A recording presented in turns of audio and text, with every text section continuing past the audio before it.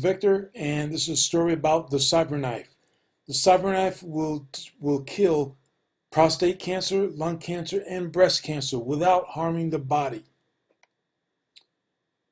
My prostate cancer was cured by the Cyberknife in 2007. And since going through the Cyberknife, I've been trying to give the Cyberknife as much positive press as I can because the treatment was so easy and painless and did not interrupt my life at all. Now, many primary care physicians are unaware of what the Cyberknife can do, so I've published several videos about the Cyberknife stopping my prostate cancer without surgery. But this video is different because you will see patient stories from different parts of the country about the Cyberknife being used to stop breast cancer, lung cancer, as well as prostate cancer, all without surgery.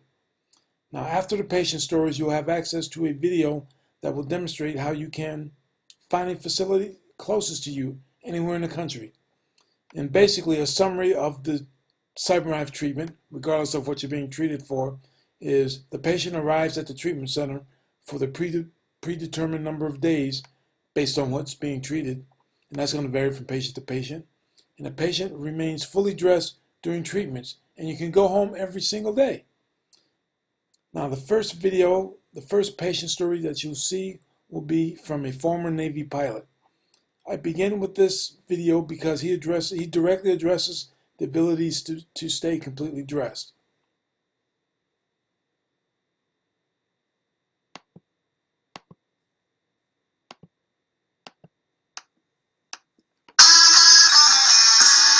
When I would climb into this airplane, I knew that there was no one else better on the earth to fly in this airplane.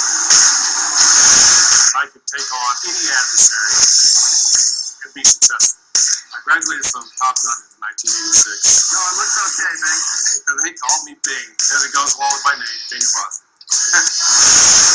Going twice the speed of sound, pulling 8 or 9 Gs, it's just feelings that are unmatched.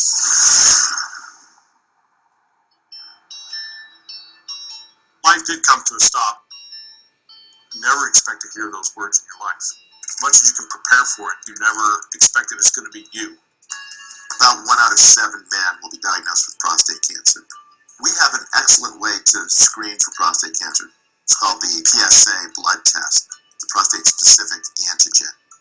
We can usually detect prostate cancer when it's still curable. The VA won't check your PSA unless you, as a patient, ask for it. So I did get a PSA check. Before they recommend a biopsy. When I found out what my current number was last October, 14.6. It's that moment, those lovely 3 words, you've got cancer. So you can come in here, sir, and just have a seat here and lie back with your head up here? I took it as almost another mission. Your body is eating itself up. What weapons can you employ to actually take on this enemy that's now inside your body? We'll start lining you up to our target there. You'll feel the table move a little bit.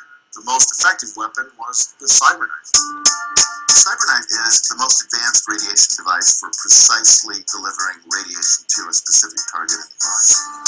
It uses robotic technology to identify where the prostate is, and if there's any motion, it adjusts for it and treats with under 1 millimeter of accuracy. We do it in just 5 doses over 1 week. And because of that, it's much cheaper than conventional radiation therapy. You don't even take your clothes off. You lay down on a table, listen to jazz music, walk out and carry on as though nothing had taken place. There's no scars, there's no chemotherapy issues of losing your hair. It was all natural hair loss. So I'm about 7 months out from my treatment. At 6 months, my PSA was at 2.2. I'm ecstatic about it. Just trying to get a quick photo here before a horse shows up. I stay in touch with those guys today, and we all still get together and we share stories. There's all the boys. Guys get this ego and they want to ignore it all. It's okay, it'll get better. Get them to go do their test. You are not invincible when you're given a diagnosis of cancer.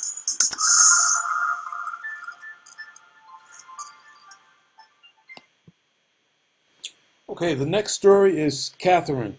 Now, Catherine talks about how easy and painless the Cyberknife treatment was for her breast cancer. And she also mentions that she almost fell asleep or fell asleep during her treatment. And coincidentally, I almost fell asleep during my second day of treatment for my prostate cancer because I was so comfortable after the first day. The first day you really don't know what to expect.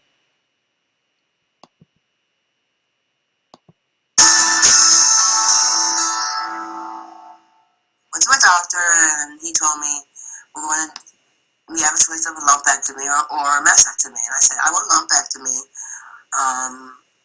We did that. He said, you're not going to need chemo. You're going to definitely need radiation. He says, I want to show you something. There's this thing called Cyberknife. Came into this office, Cyberknife, very pleasant, explained everything. The first time I did it, I was really nervous because, of course, I'm looking at this big machine. I'm saying, is he going to eat me alive or what? First time was fine. Second time I came in, I knew this machine. We were buddies. I fell asleep. And the other sessions, I fell asleep the whole time. It was easy peasy. I go to the reception, pleasant, courteous, answer any questions. They just did a great job. Everybody was so good to me.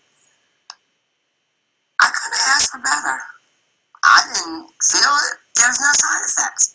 Quick and easy and pain-free. They told me I was cancer-free, and I was happy I'm cancer-free.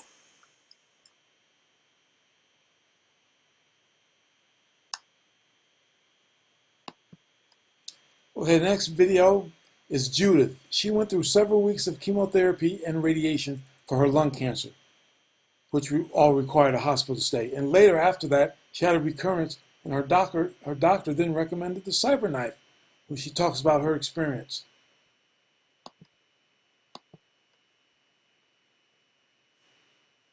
My name is Judith.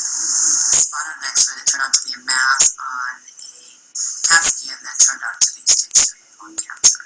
So I did 12 rounds of chemo, 23 days of radiation. And about a 2-week break, went into the hospital. I had my upper right lobe removed. My lung didn't seal, so I spent 15 days in the hospital. Once I got home, I spent four more weeks at home before I could actually go out and physically work again. So they did find a fragment of a live cell. I went back and did 8 more weeks, which was 8 more rounds of chemo. For almost 2.5 years, everything was clear, the CAT scans were clear, and then we started to have this node that lit up, and we kind of watched it for a while, and it was growing and it was intensifying, so we decided we need to do something. My thoracic surgeon suggested a Cyberknife rather than go in and go through that invasive whole procedure all over again. During the treatments, I mean, basically I was in the room by myself on the table. It was a large room, so it wasn't a claustrophobic experience at all. And they had a video on the ceiling, like a TV, and so they played Animal Channel, because obviously you can't laugh and you don't want to cry because you don't want to do a lot of movement, but breathing normally, and the machine would work with me. You know, I mean, it was actually, I thought of him as like this little dinosaur kind of little guy, kind of, because he was all over you, around you, sideways. You just kind of lay there. The worst part was something itched, and you couldn't itch it. So, when people say to me, we had the Cyberknife, what was that like? It's, well, it was a piece of cake compared to what I had been through already. I mean, you have to think, okay, do you want to go through chemo, radiation, chemo, surgery, chemo, or do you want to have 4 treatments in 3 hours on the Cyberknife?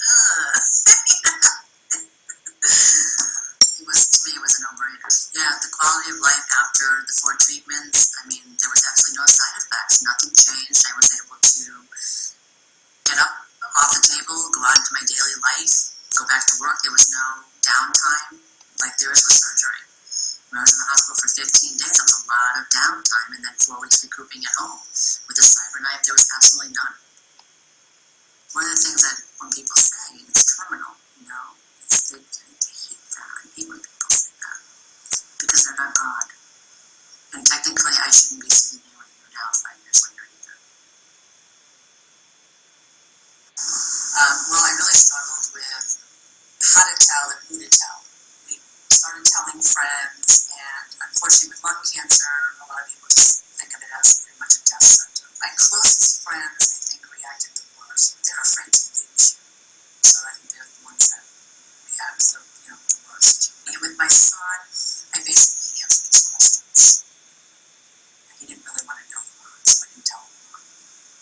it wasn't until after everything was said and done, and I had my first clean scan, that we were driving in the car, and I told him that my scan was clean, and he goes, "So that means you're not going to die?"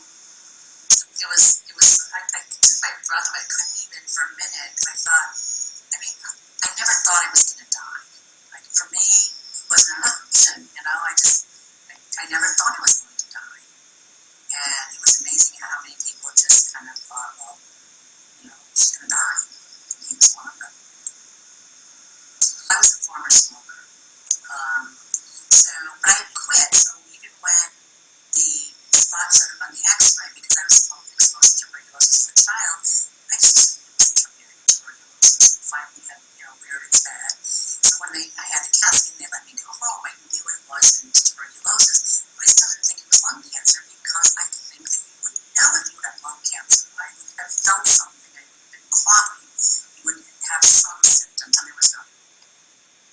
So many people being diagnosed today are former or never smokers, and people that are dying today from lung cancer never smoked a cigarette in their life.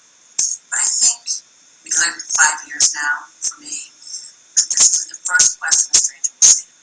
"Well, you are a smoker, right?" Because I think people are scared of lung cancer, and it's the way that they react. "Well, okay, you smoke, so if you smoke, then I won't get it." And it's not the way it is anymore. 60% of the people being diagnosed today are former or never smokers. And a large part of those are younger women. So.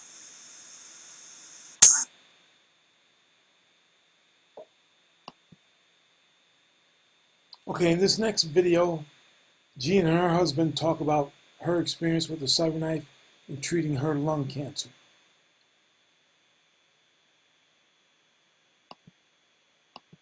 I was diagnosed with lung cancer. It was quite accidental that they discovered it.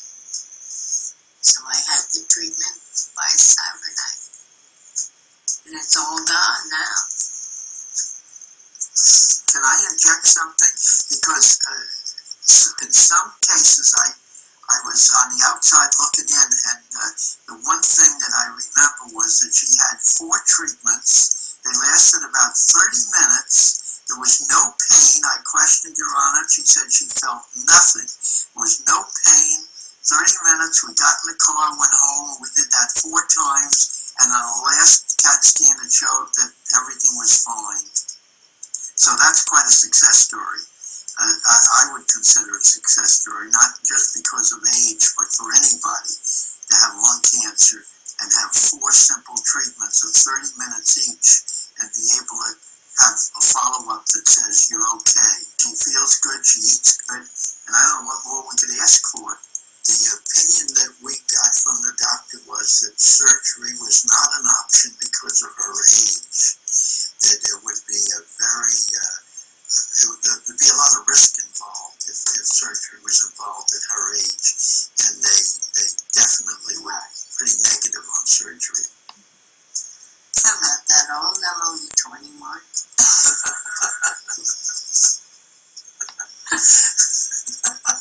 So she'll be 92 in April. Oh. 92, so you're young. When you're 99, you look back on it. Yeah.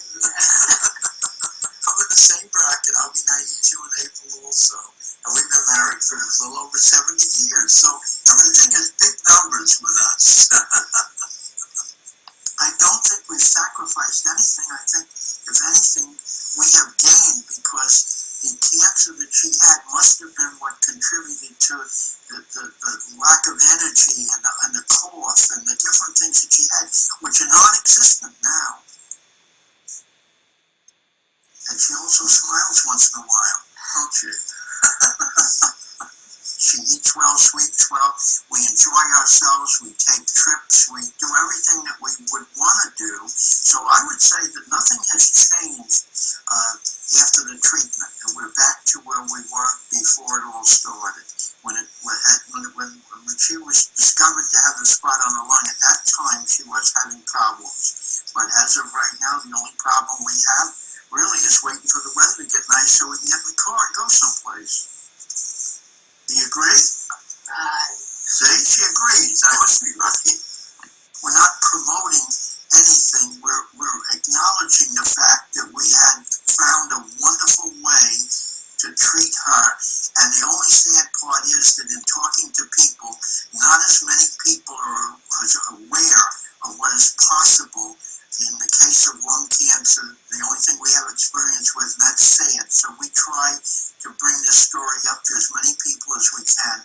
And the local paper has helped us a little, and we're going to continue to do it. It's a wonderful thing not to have surgery, not to have pain, not to have lose your hair, or it's easier than going in and having your picture taken, because you're in a new environment, you have a big robot staring down at you, and you can tell your friends about what happened. So it has a lot of good sides to it. And as you can see, she's in good shape now. She eats good, she's happy. In all of the years, there's been quite a few of them that we've gone to hospitals, met with doctors or anything, I never have found a group of people, 100%, that were as gracious and as kind and as good in the things that they did for both of us as we found at El Camino Hospital. I can't praise El Camino, the staff, or the doctors. It's impossible to convey my feelings towards those people. It's that good. I also would like to mention the fact that Dr. Sinha, who was our relation with the Cyberknife and with the hospital, was fantastic in explaining what happened, what the results were, what the risks were. Anything, if I had a question, he answered it in detail. He was fantastic. I appreciate every minute that I spent with him. He was, because I wanted to know what was going on, and certainly my wife was a little vague in answering some of my questions, but he wasn't. It was a wonderful experience. If you had to have this experience, I'd say have it with Dr. Sinha and Cyberknife. I am very grateful that there was Cyberknife to have. A couple of years ago, we didn't even hear about it, but it's marvelous, and there's no pain and no difficulty in having it. You just have to lie very still and have it happen. There was 3 or 4 times I had it, but then it's all over. And it's almost unbelievable that little, to lie there still and have this thing go around you, and it cures it. It's amazing.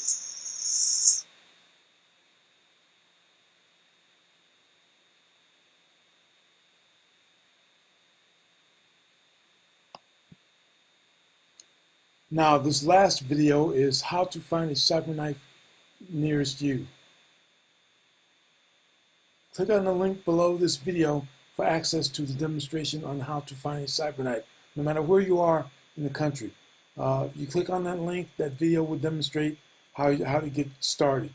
Basically, you just type in, you're going to end up typing the name of go to the associated website that's demonstrated in the link, and you'll end up typing the name of your city. And it will tell you the closest Cyberknife within 200 or 300 or 400 miles. However far you're willing to search.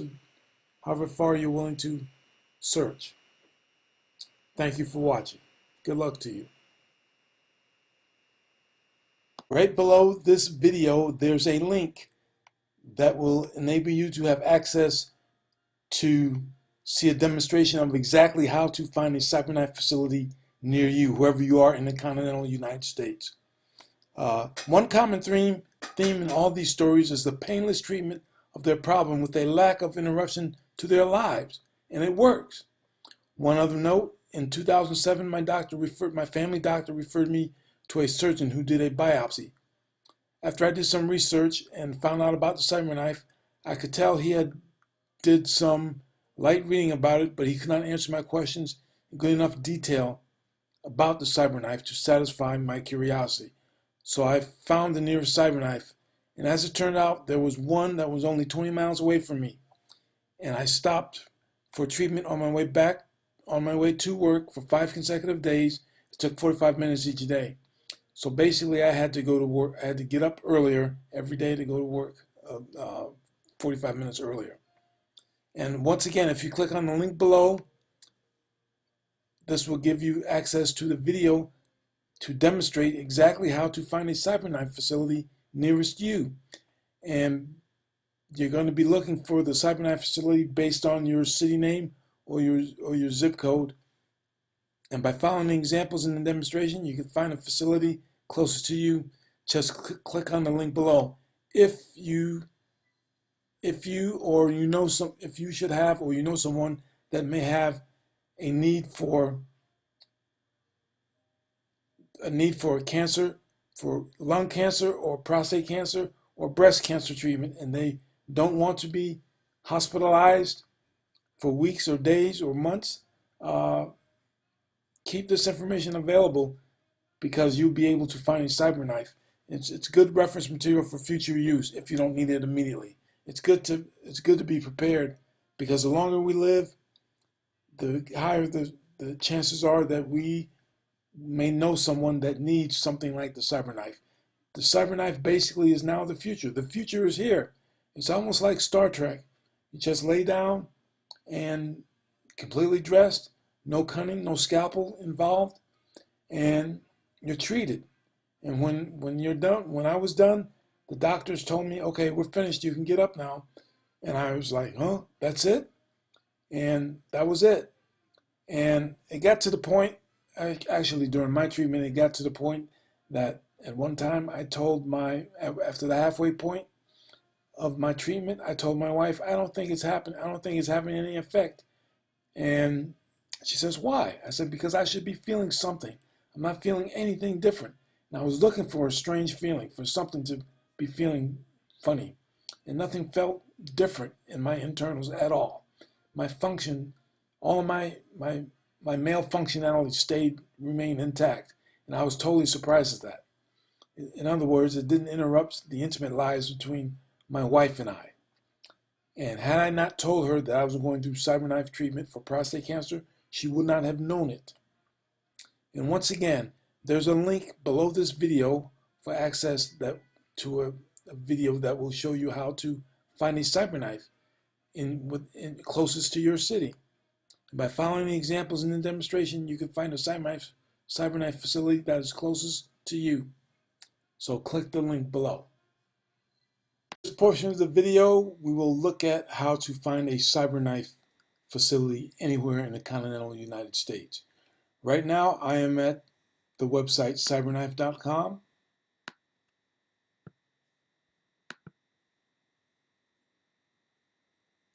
And now, to find a treatment center, wherever you are, just go to the bottom of this home screen, click on Find a Treatment Center.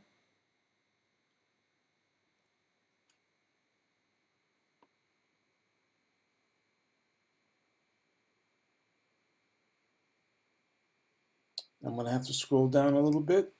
Okay, and by default, several continents will show up. And each icon on the screen represents a Cyberknife facility.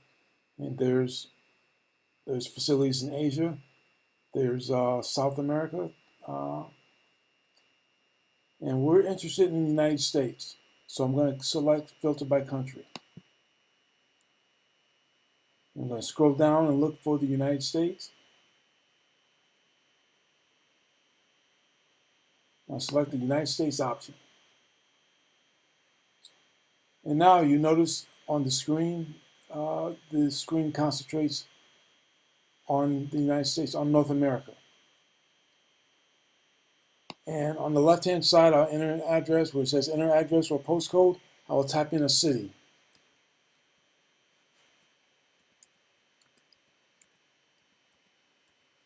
I typed in New Haven, and there's multiple New Havens. There's New Haven, Connecticut. There's New Haven, looks like Indiana, Michigan, Missouri, Kentucky, and the first one, the one I'm looking for is New Haven, Connecticut. So I will select that one. And by default, if you see my cursor, it's looking for a Cyberknife within 200 miles, no further than 200 miles away from New Haven, Connecticut. And we see there's one in Hartford, There's one in Providence, Rhode Island. Looks like a couple in Boston, Worcester, Massachusetts. And there's Long Island and several in New York and Philadelphia as well. And I'll click on the one in Hartford for demonstration purposes. St. Francis Hospital and Medical Center. There's the information about the facility. Cyberknife, United States, 94 Woodland Street, Hartford, Connecticut. Zip code. There's a link to the facility website and directions. Now, when I click on directions, it's going to show me how to get from my location to that facility. When you click on directions, it's going to show how to get from your location to that facility. I assume that the web server knows our approximate location based on our IP address. And I will close that tab out. And I'll go ahead and search for another. I'm going to go over to the West Coast now.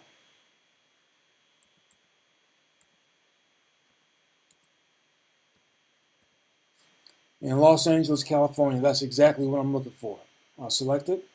There's Cyberknife Facilities in and around Los Angeles. There's 1, 2, 3, 4 close to Los Angeles. There's Irvine, California, and there's one that looks like Los Angeles, I think. Let's see.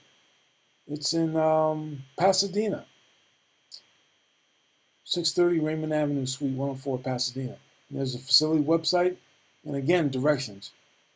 And once you click on facility website, it's going to, each website is going to be very, very different.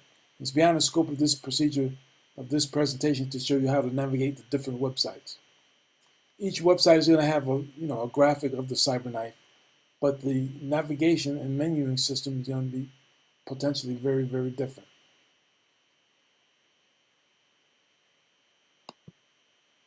So I'll close that tab out. And directions, I'll click on directions again just for demonstration purposes again. And it shows me how to get from my location to that Cyberknife facility, the one that I selected. And once again, it's going to show you how to get from your location to whatever facility you select as well.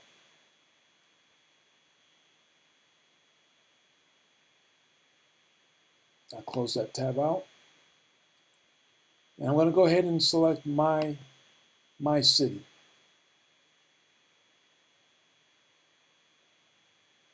My city and state. I'll X off Los Angeles. In Charlotte, North Carolina, that's exactly what I'm looking for. And there's, again, a default for some reason is within 200 miles, no further than 200 miles away. Okay, there I am, Charlotte. There's one, it looks like Asheville. No, it's in Greer, South Carolina. And again, facility website, directions, and there's a phone number there as well. And by the way, if you're researching for yourself or for someone else, the phone number once again is there, and you can call there and tell them what information you're looking for and why you would like to speak to someone. Every facility I've ever contacted, everyone is always very friendly and professional, so we shouldn't have any problems in that area. And that's the extent of this video. If you're researching for yourself or for someone else, I wish you luck in your research. It's surprising to me that the Cyberknife is not more widely known in the medical community. Like family physicians, they're very busy taking care of their patients, and that's understandable. They're not up on doing a lot of top-notch, up-to-the-minute research. They're busy taking care of their patients and providing good service. And there's nothing wrong with that. Once again, I'll repeat myself. My cancer was cured in 2007. Right now, as I sit here, it is September 2021. My cancer was cured in 2007 because I jumped on the internet and found an alternative to surgery. The doctor that wanted to do the surgery on me seemed to have did some reading about the Cyberknife. I could tell based on the way he answered my questions. But he didn't answer my questions in good enough detail to satisfy me, to where I wanted to let him cut me open. And I called the Cyberknife facility. At the time, there was one just 20 miles away from me. They no longer use the Cyberknife itself, but they do use another brand of linear accelerator. But they no longer use the Cyberknife. But at the time, they had a Cyberknife 20 miles away from me. So I called the Cyberknife facility, worked out some insurance issues, and made an appointment with the doctor. The doctor did additional tests on me and determined that I was a good candidate for treatment with the Cyberknife if I wanted to be treated without being cut open, without surgery. And I said yes, that's what I would like to do. And he made the appropriate arrangements. And every day for 5 days in a row, I stopped and laid down for 45 minutes for 5 days in a row. And they said, okay, we're done. You can go. We're finished for the day. And after the 5th day, that was it.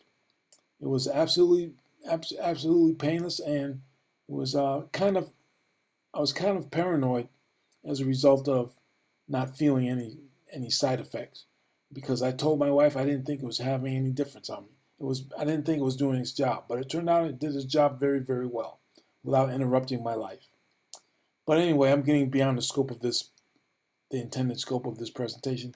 That's how you find a Cyberknife facility.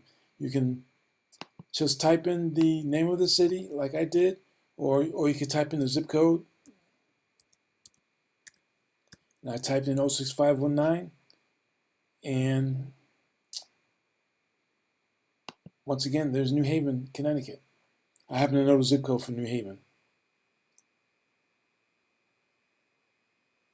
So you can go by the name of the city, or you can type in your zip code. And that's it for this presentation. And good luck to you and whoever you're researching this information for. I wish you well. Thank you for watching.